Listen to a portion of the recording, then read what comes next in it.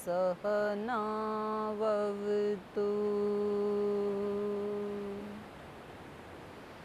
सहनौ भुनक्तु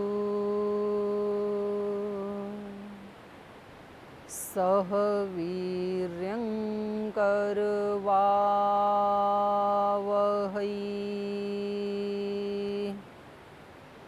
तेजस्विनावधीतमस्तु मा विद्विषावहै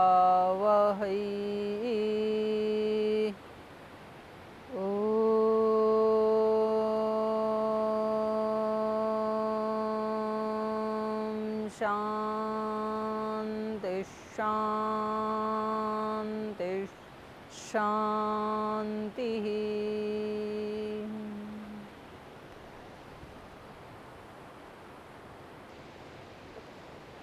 तो पिछली कक्षा में हम शबरी के बारे में चर्चा कर रहे थे।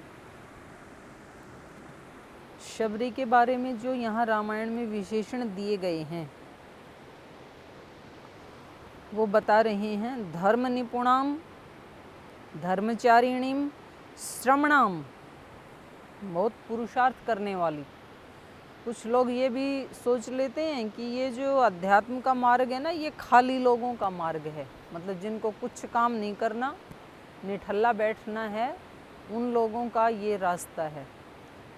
जबकि इसमें तो सबसे ज़्यादा पुरुषार्थ करने की आवश्यकता है, क्योंकि बाकी के जो काम हैं उनमें किसी कार्य में केवल शरीर की आवश्यकता होती है। ज़रूरी नहीं है कि मन और बुद्धि वहाँ पर हों। जैसे कि हम खाना खाते हैं तो हम खाना खाते जा रहे होते हैं और हमारा मन न्यूज़ देखने में लगा हुआ होता है, टीवी पे क्या चल रहा है, हमें ये भी नहीं पता हमने कितना खा लिया। कुछ काम ऐसे होते हैं कि हम उसको कर रहे होते हैं और हमारी बुद्धि कुछ और सोच रही होती है, कुछ और निर्णय ले रही होती है। मानसिक और बौद्धिक रूप से हम ऑफिस का चिंतन कर रहे होते हैं, या ऑफिस में हैं तो घर का चिंतन कर रहे हैं, या घर में हैं तो अपने बिजनेस व्यापार के बारे में सोच रहे हैं। तो जो बाहर के काम हैं उनमें ज़रूरी नहीं है कि शरीर मन बुद्धि हमारा सब हर काम को करते समय तीनों एक जगह हो।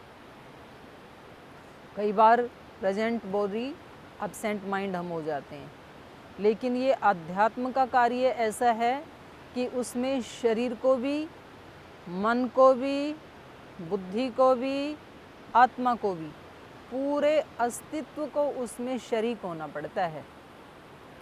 अगर शरीर हिलडुल रहा है, कहीं और जाना चाहता है, तो भी साधना नहीं होगी, वो भी स्थिर चाहिए, वहीं चाहिए। और अगर मन और बुद्धि कहीं और हैं तो कितना भी आसन लगा के बैठे रहें, एक कदम भी उन्नति नहीं होगी। किसी व्यक्ति ने पूछ रखा है, बोले जी मैं कई वर्षों से ध्यान करता हूँ, कोई उपलब्धि तो हुई नहीं। तो उपलब्धि तो तब होती है ना जब आगे गति होती है। जैसे कोल्हू का बैल जो है वो घूमता तो पूरे दिन है, तो कदम तो बढ़ा ही रहा है, लेकिन वो एक घेरे में ही घूम रहा है, तो वो शाम तक भी बस उसी घेरे की ही यात्रा कर पाता है जो वो जहाँ से उसने सुबह शुरू की थी। ऐसा नहीं है कि भाई सुबह चलना शुरू किया था तो शाम तक वो कहीं 10-20 किलोमीटर की यात्रा पूरी कर लेगा। तो ऐसे ही जो अध्यात्म का मार्ग है ये सबसे ज़्यादा कठिन है। खाली बैठना या एकांत में बैठना या मौन में बैठना उतना सरल नहीं है ये। हाँ, यदि कोई उसको ना समझ पाए और केवल शरीर से बैठा रहे और मन बुद्धि कहीं भी, और इंद्रियों के विषयों में जाती रहीं इंद्रियां उसकी, तो फिर उसको आध्यात्मिकता नहीं कहेंगे, तो उसको तो फिर निठल्लापन कहेंगे, उसको आध्यात्मिकता नहीं कहेंगे। तो यहाँ शबरी के लिए विशेषण दिया जा रहा है श्रमणाम, श्रम करने वाली। बड़ा कठिन होता है सारे अस्तित्व को किसी एक कार्य में लगाना। तो कभी तो हमारी बुद्धि उसमें बाधा डालती है कि क्या फ़ायदा ऐसे खाली बैठने से, चलो कोई सृजनात्मक कार्य करते हैं। तो कभी हमारा मन उसमें बाधा डालता है, बुद्धि कहती है सबसे अच्छा कार्य है, इसमें बैठो, थोड़ा टाइम दो अपने लिए, लेकिन मन कहता है कि नहीं बैठा जा रहा है मेरे से। तो सबको साथ लाके लगाना ये ऐसे ही है जैसे आप किसी शुभ कर्म को, योगाभ्यास को अकेले तो कर सकते हैं, लेकिन यदि आपको ये कहा जाए कि आप अपने परिवार के सब लोगों से योगाभ्यास करवाएंगे तो आप कहेंगे जी ये बड़ा कठिन है, एक दो तो मान लेते हैं, बाकी नहीं मानते हैं। तो ऐसे ही यहाँ अपने पूरे अस्तित्व को लगाना ये श्रम है। तो यहाँ शबरी जो हैं इनके लिए पुरुषार्थ की बात की जा रही है। सच अस्य कथयाम आसे शबरीम धर्मचारिणीम। पहली बार मैंने ये शब्द सुना, धर्मचारिणी। धर्म निपुणाम, धर्म में निपुण है जो, धर्म परायण है जो। श्रमणाम, श्रम करने वाली। हे राघव, उसके आश्रम में अभिगच्छेत, आप जाना, वहाँ भी आप जाना। वो बहुत वर्षों से इसमें लगी हुई है, आपकी राह जो हो रही है वो। तो फिर श्री राम गए वहाँ पे। सोऽभिगच्छत् महातेजा शबरीं शत्रुसूदनः शबर्या पूजितः सम्यक् रामो दशरथात्मजः। तो कह रहे हैं ऐसा सुन के उन्होंने कहा कि ठीक है, अगर वो हमारे इंतज़ार कर रही हैं तो हम जरूर जाएंगे। स अभ्यगच्छत् महातेजाः, वो महान तेजस्वी, महान तेज है जिसका। तो तेज का मतलब यहाँ वो कोई सूर्य नहीं है, या कोई उन्होंने अपने ऐसे कोई लाइट आदि नहीं लगा रखी है। यहाँ तेज का मतलब है उनके जो गुण हैं, तो उनका एक तेज होता है व्यक्ति के, पुरुषार्थ का, तप का तेज, योग का तेज, सेवा का तेज, परोपकार का तेज। ये चीज़ें हमें तेजस्वी बनाती हैं। तो कोई व्यक्ति कितना बलवान है ये उसके वेट से नहीं नापा जाएगा कि कितना केजी है वो तो कभी कभी रोग का भी कारण होता है, ज़्यादा वेट बढ़ाना। तो वेट का मतलब है कि लोग कितना सम्मान करते हैं उसका, वो उसका बल होता है। लोग उसको कितना अच्छा मानते हैं, कितना उसको चरित्रवान मानते हैं, कितना परोपकारी धर्मात्मा मानते हैं, वो असली तेज होता है। तो यहाँ श्री राम के लिए शब्द आए महातेजाः, राम और लक्ष्मण दोनों के लिए बहुवचन है। सोऽभ्यगच्छत् महातेजाः शबरीं शत्रुसूदनः, शत्रु का सूदन कर देने वाला, माने शत्रुओं को मार देने वाला। जहाँ राम है वहाँ कोई शत्रु नहीं रह सकता है। तो इसके दोनों अर्थ हैं, जहाँ सूर्य है वहाँ अंधकार नहीं रह सकता है, जहाँ ब्रह्म है वहाँ कोई माया या कोई भ्रम नहीं रह सकता है, जहाँ ब्रह्म है तो भ्रम नहीं रह सकता है, सूर्य है तो अंधकार नहीं रह सकता है, राम है तो काम नहीं रह सकता है। काम मतलब कामना, दोनों में से एक ही रहेगा। काम है तो राम नहीं रह सकता है, अंधेरा है तो प्रकाश नहीं हो सकता है, मन में भ्रम है तो ब्रह्म नहीं मिल सकता है। संशय आत्मा विनश्यति, गीता ने कह दिया। तो ये परस्पर विपरीत हैं। तो यहाँ पर राम जहाँ होते हैं वहाँ कोई शत्रु नहीं होता है, तो इसलिए कहा ये राम कैसे हैं, शत्रु सूदनः, शत्रु को मार देने वाले। रामः दशरथम आत्मजः, जो दशरथ के आत्मज हैं, यहाँ पुत्र नहीं कहा। अन्य ग्रंथों में भी आत्मजय शब्द आता है। आत्मजय मतलब आत्मा से उत्पन्न होने वाला। तो आत्मा तो निर्लिप्त है, आत्मा से कोई चीज़ थोड़े उत्पन्न होती है। तो यहाँ आत्मा का मतलब जीवात्मा नहीं है, यहाँ आत्मा से अभिप्राय है कि उनके जैसा ही स्वरूप। अन्य भी जैसे संस्कार विधि आदि में भी एक जगह ऐसे मंत्र में आया है कि जो पुत्र हैं या पुत्रियां हैं, जो संतानें हैं, वो अपने माता पिता के आत्मजा होती हैं, माने उन्हीं का ही एक रूप होता है वो। तो वहाँ उसका अर्थ ये लगाया जाता है कि हम जो भी खाते हैं पीते हैं तो उससे जो सप्त धातुएँ बनती हैं, तो सप्तम धातु जो वीर्य है, तो उसमें एक तरह से पूरे शरीर का एक कैसा उसका स्वभाव, पूरा का पूरा कैरेक्टर आ जाता है। उसका स्वभाव, उसके फीचर्स, उसका हाइट, उसकी लंबाई, उसकी मोटाई, सब कुछ उसमें आ जाता है। तो देखो सूक्ष्म में कितनी ताकत है। जो न दिखने वाला जो शुक्राणु है और उससे पूरी की पूरी फीचर वैसी बन जाती है, स्वभाव वैसा ही बन जाता है, कुछ आदतें, कुछ बोलने का तरीका, यहाँ तक कि कभी कभी तो ध्वनि भी वैसी ही आ जाती है। तो इसका मतलब है कि हमारा जो पूरा अस्तित्व है वो एक ही है। तो इसलिए कहा जाता है कि जो संतानें होती हैं वो अपने माता पिता के ही स्वरूप, दूसरा स्वरूप होती हैं। तो यहाँ भी दशरथ आत्मजः कहा। तो दशरथ के पुत्र जो श्री राम हैं वो शबर्या पूजितः सम्यक, शबरी के द्वारा अच्छी प्रकार से पूजित किए गए, उनकी पूजा की गई। तो पूजा का मतलब भी कुछ लोग फिर ऐसे लगा लेते हैं कि जी पूजा का मतलब फूलों का हार पहनाया होगा, तिलक लगाया होगा, दिया जलाया होगा, आरती उतारी होगी। तो ये तो बड़े सस्ते काम हैं। इतने मात्र से यदि कोई पूजा पूरी होती हो तो फिर तो भगवान जी सबके पास ही चले जाएंगे। इतनी पूजा तो कोई भी कर ही लेता है। तो यहाँ पूजा का अभिप्राय केवल इतना ही नहीं है। पूजा का मतलब है कि जो गुण हमारे आराध्य में हैं, हमारे पूज्य में हैं, उन गुणों को ग्रहण करना और उन गुणों को ग्रहण करने में जो बाधक तत्व हैं उनका नाश करना। तो ये पूजा का असली अर्थ है। तो यहाँ श्री राम शबरी के द्वारा सम्यक पूजितः, अच्छी प्रकार से उनकी पूजा की गई।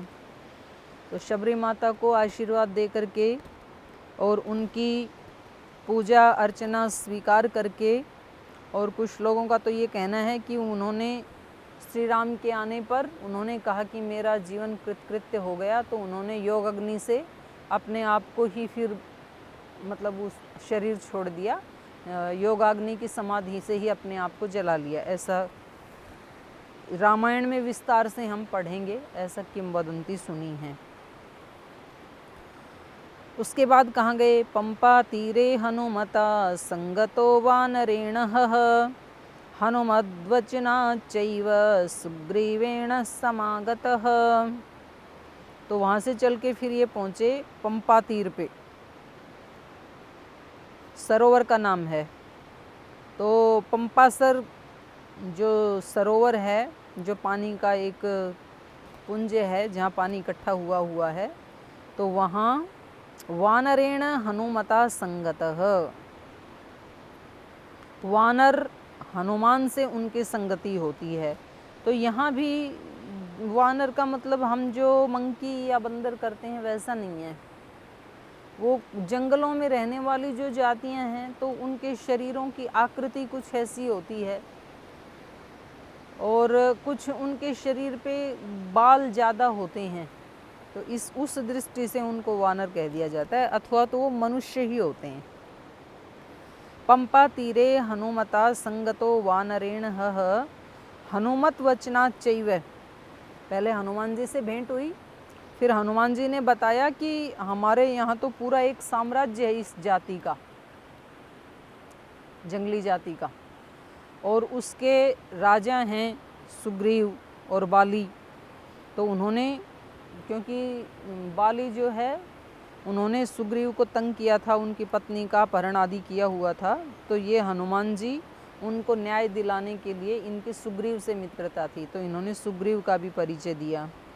तो हनुमत वचनाच्चैव सुग्रीवेण समागतः, फिर सुग्रीव से भी मिले।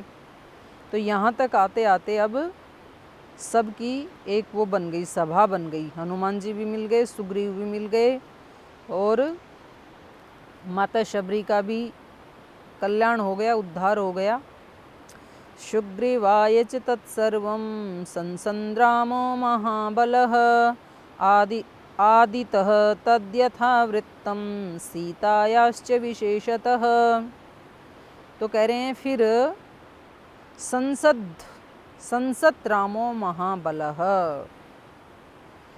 महान बलवान उस राम ने, तत्सर्वम संसत, संसत माने बताया, तत्सर्वम संसत महाबलः रामः सुग्रीवाय, सुग्रीव के सामने उन्होंने अपनी पूरी कथा सुनाई कि भाई हम तो अयोध्या के महाराजा के पुत्र हैं और इस प्रकार से हम तो 13 वर्ष से निकले हुए हैं, तो कहाँ कहाँ किन किन असुरों का नाश किया, अपनी सारी कहानी उन्होंने बताई। आदितः, आदितः मतलब है शुरू से लेकर, आदि से अंत तक। आदिस्तद यथावृत्तम, जैसा जैसा वृत्तांत था, जहाँ जहाँ गए, जो जो आपदाएं आई, जिन जिन ऋषियों से मिले, वो सब उन्होंने बताया। और सीतायाश्च विशेषतः, और विशेष रूप से सीता के बारे में बताया कि ऐसे ऐसे वो जो राक्षस राज है वो सीता का अपहरण करके ले गया और हम सीता की खोज में हैं। सुग्रीवश्चापि तत्सर्वं श्रुत्वा रामस्य वानरः चकार सख्यं रामेण प्रेतश्चैवाग्निसाक्षिकम्। और कह रहे हैं सुग्रीवश्चापि, सुग्रीव ने भी, तत्सर्वं श्रुत्वा, वो सब कुछ सुन करके, रामस्य माने राम का वो सारा वृत्तांत सुन करके, वानरः सुग्रीवश्चापि, जो वानर जाति के सुग्रीव हैं वो भी, सख्यम रामेण चकार, रामेण राम के साथ, सख्यम चकार मित्रता कर ली। कैसी की मित्रता? प्रीतश्चैव अग्नि साक्षिकम, अग्नि की साक्षी माने अग्नि जला करके। तो इससे ये पता लगता है कि जो हमारे यहाँ विवाह संस्कार किया जाता है तो उसमें पत्नी कोई घर में रोटी पकाने वाली है, बस उसी काम के लिए उसको शादी करके लाए हैं, या बच्चे पैदा करने की कोई फैक्ट्री, उस काम के लिए उसको शादी करके लाए हैं, ऐसा वर्णन नहीं है।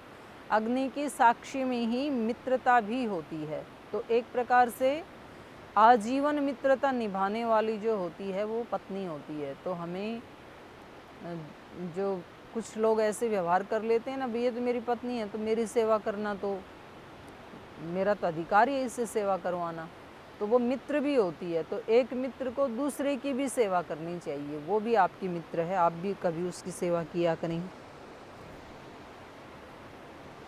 तो इन्होंने अग्नि की साक्षी, नहीं तो दो पुरुष की मित्रता ऐसे हो जाती है चलते चलते ट्रेन में, अग्नि की क्या ज़रूरत है। लेकिन ये उस समय की जो मर्यादा है कि भाई एक बार प्रीति की है तो किसी देवता की साक्षी में, और अग्नि भी यदि नहीं है तो कम से कम दिशाएं हैं, आकाश हैं, उन दिशाओं के अभिमानी देवता हैं, उन सारी दिव्य शक्तियों को साक्षी मान करके तब किसी व्यक्ति से मित्रता करनी चाहिए। क्योंकि कई लोग दिन भर में मित्रता तो 50 लोगों से कर लेते हैं और निभाते एक के साथ भी नहीं है। मित्रता करना बहुत सरल है, ऐसे चलते चलते किसी से भी कर लो, मार्केट में, ट्रेन में, प्लेन में, लेकिन फिर उसको निभाना, रिश्ते बनाना सरल है। रिश्ते बनाने में तो कुछ क्षण लगते हैं, लेकिन रिश्ते निभाने में सारा जीवन चला जाता है। फिर एक बार रिश्ता बनने के बाद एक दूसरे का सुख दुख एक दूसरे के लिए हो जाता है। फिर तो वो कोई भी रिश्ता है चाहे। तो इन्होंने क्या किया फिर आगे, मित्रता की साक्षी लेने के बाद, अग्नि की साक्षी के बाद, ततः वानर राजेन वैरानुकथनं प्रति रामाय आवेदितं सर्वं प्रणयात् दुःखितेन च। तो यहाँ मतलब वही हो गया कि ये तो खुद परेशान है बेचारे, पत्नी का अपहरण हो गया, लेकिन जिससे मित्रता की वो उससे ज़्यादा परेशान है। तो कई बार व्यक्ति को लगता है कि वो एक उनकी कहानी है एक रविंद्रनाथ टैगोर की, कि एक भिक्षुक था और एक बार वो भिक्षा लेने के लिए अपने घर से निकला तो देखा कि सोने के रथ में सामने से श्री भगवान चल के आ रहे हैं, आज साक्षात भगवान रथ में चढ़ के आ रहे हैं। तो बड़ा खुश हुआ कि बस आज तो दरिद्रता का सदा सदा के लिए नाश हो जाएगा, क्योंकि साक्षात भगवान सोने के रथ में आ रहे हैं। तो ये पास में आएंगे, इनसे मांग लूँगा और इतना मांगूंगा कि पीढ़ियाँ खाती रहेंगी, क्योंकि आखिर भगवान जो ठहरे। तो वो रथ आगे आया और ये थोड़े आगे बढ़े तो भगवान ने उनकी तरफ देखा, मुस्कुराए उस भिखारी की तरफ, और उन्होंने अपना रथ रुकवा दिया वहाँ कि भाई थोड़ी देर रुको। अब तो इसको और ज़्यादा निश्चिंतता हो गई और नीचे उतरने लगे। तो बोले बस जो मैंने सोचा था वो हो ही गया। तो जैसे ही बस ये पास में अभी आएंगे तो मैं अपनी झोली फैला दूंगा। तो भगवान जो ठहरे तो आज तो कल्याण कर जाएंगे। भगवान भी मुस्कुराते हुए उसकी तरफ आए। तो जैसे ही भिक्षुक अपनी झोली फैलाता, उससे पहले तो भगवान ने अपनी झोली फैला दी उसके सामने। तो उसने कहा ये भी क्या क्रूर मजाक है, मतलब एक भिखारी से मांग रहे हैं आप। मैंने तो सोचा था कि दरिद्रता का नाश हो जाएगा। आज ये भिखारी जो होते हैं वो अपने घर से थोड़ा सा उसमें झोली में डाल के लाते हैं, अनाज या चावल या गेहूँ, जो भी उनको मांगना होता है वो वाली चीज़ पहले थोड़ी घर से लेके जाते हैं। या जिनको रुपए पैसे मांगने होते हैं तो वो पहले घर से एक 100 का नोट रखेंगे, कुछ 5 के, फिर कुछ सिक्के, कि 100 वाला दे कि क्या पता कोई 100 भी डाल दे, नहीं तो सिक्के तो 5-10 रुपए को देख के शायद 5-10 डाल दे, वरना सिक्के तो डालने ही हैं। फिर तो खाली उसको लेके नहीं चलते हैं। तो ये अपनी झोली में थोड़ी सी चावल लेके चला था घर से, मुट्ठी भर चावल। अब भगवान ने इसके सामने झोली फैला दी। बोले तो हद हो गई, मतलब मैं भिखारी हूँ, लेकिन ये एक अच्छी बात है कि भाई भिखारी में भी कम से कम, भारत के भिखारी में भी देने की प्रवृत्ति होती है।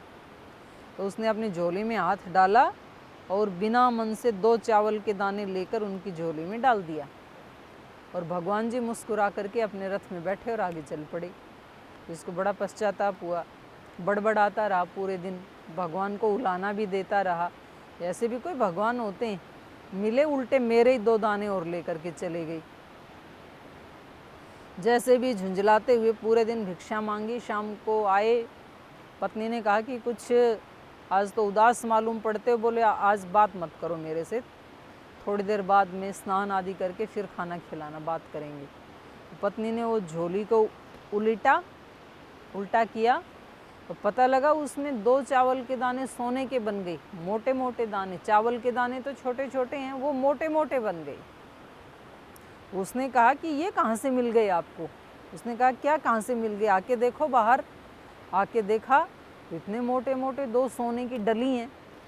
अब ये सिर पीट रहा, हे भगवान, मुझे पता होता तो मैं सारे ही चावल आपको दे देता।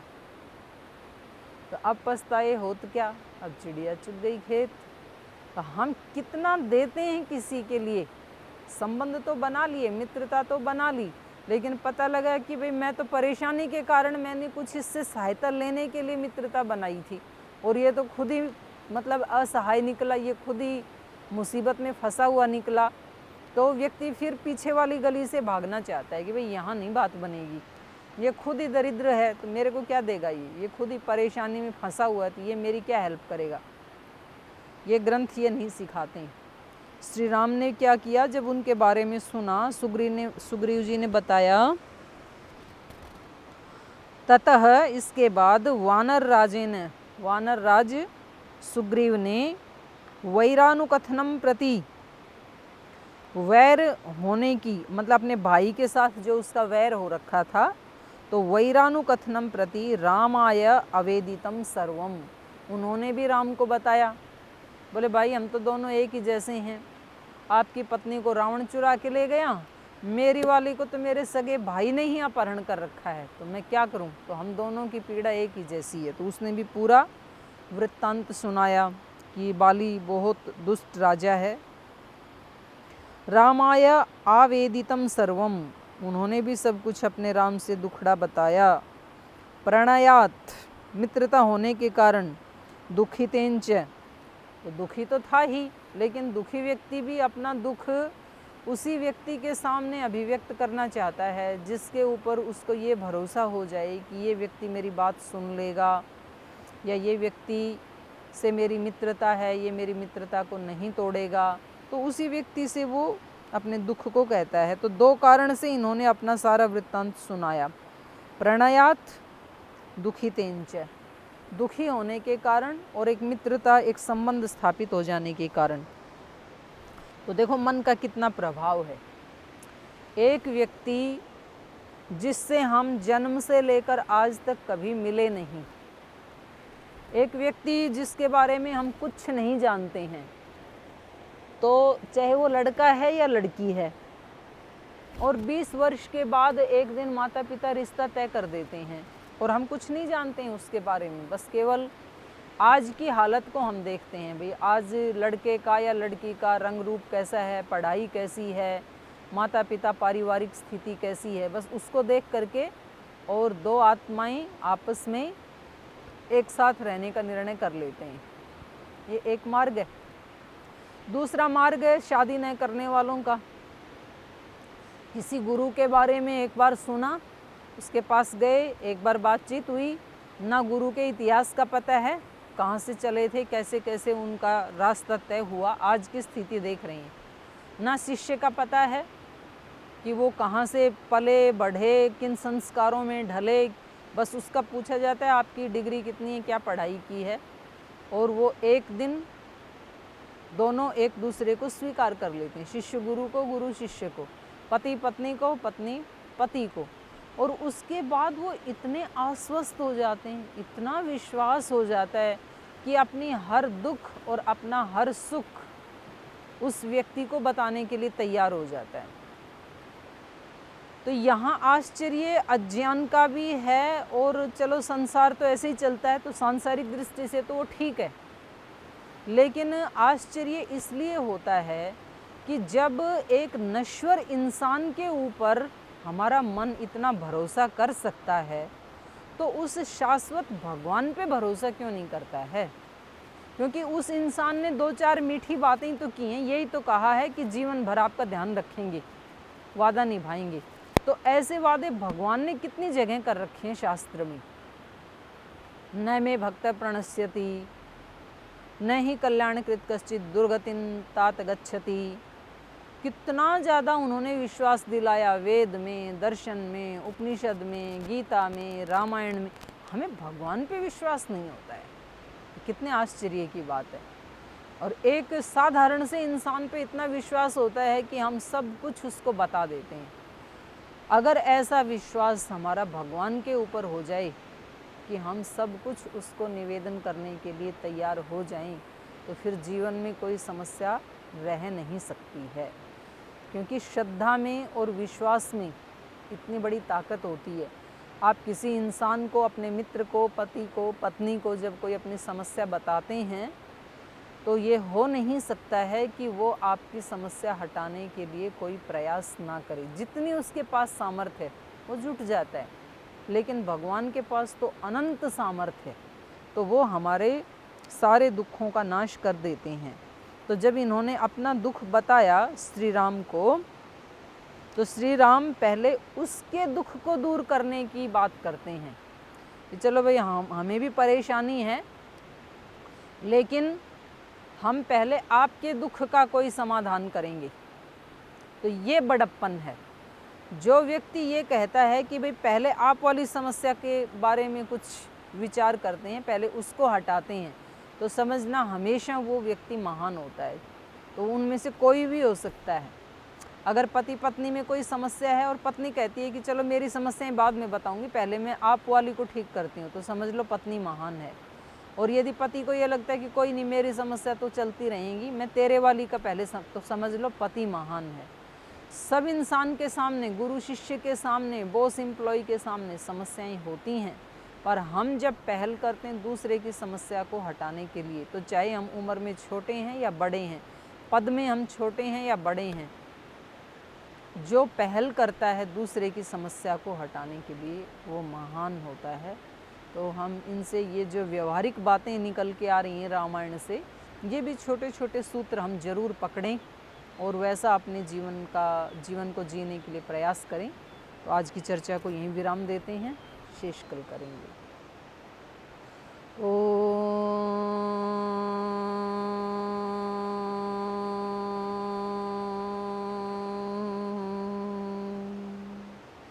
शांति शांति शांति।